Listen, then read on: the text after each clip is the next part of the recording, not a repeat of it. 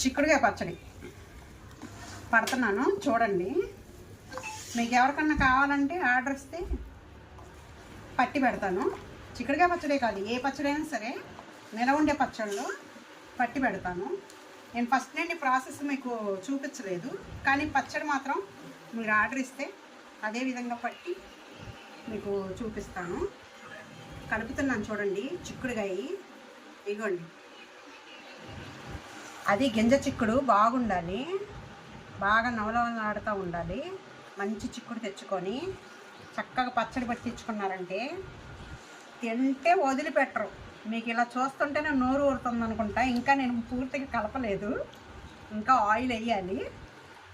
Oil వేసి పచ్చడి మొత్తం రెడీ అయ్యిద్ది, చూద్దరు. కానీ ఏదైనా సరే పిండి వంటకం అయినా సరే అన్నీ వండి పెడతాను. మీరు దేనికైనా సరే ఆర్డర్ ఇవ్వాలనుకుంటే ఆర్డర్ ఇవ్వచ్చు.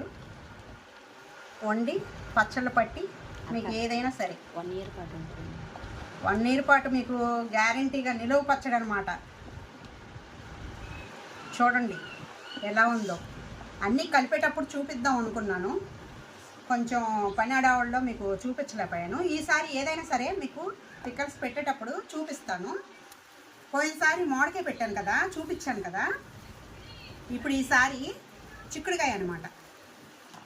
ఇంకా దొండకాయ, క్యారెట్ అలాగా మొత్తం మిక్స్డ్ పచ్చడి కూడా పడతానండి. మీకు ఎలా కావాలంటే అలాగా. చాలా టేస్ట్గా కూడా ఉంటుంది. ఆ తాలింపు చల్లారిందేమో, కొంచెం పొయ్యి చల్లారిందా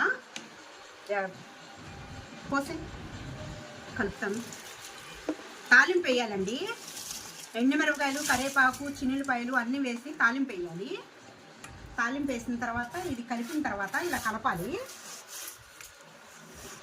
ఇది కలిపిన తర్వాత చూపిస్తాను చూడండి. అంటే ఆయిల్ కూడా ఎంత అన్నది మీకు ఇంకా కావాలంటే ఆయిల్ నిలవ పచ్చడి కదా, ఆయిల్ ఎక్కువ వేసుకోవాలండి.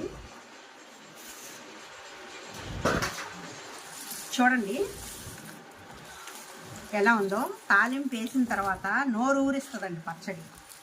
నోరు ఊరే పచ్చడి, నిలవ పచ్చడి.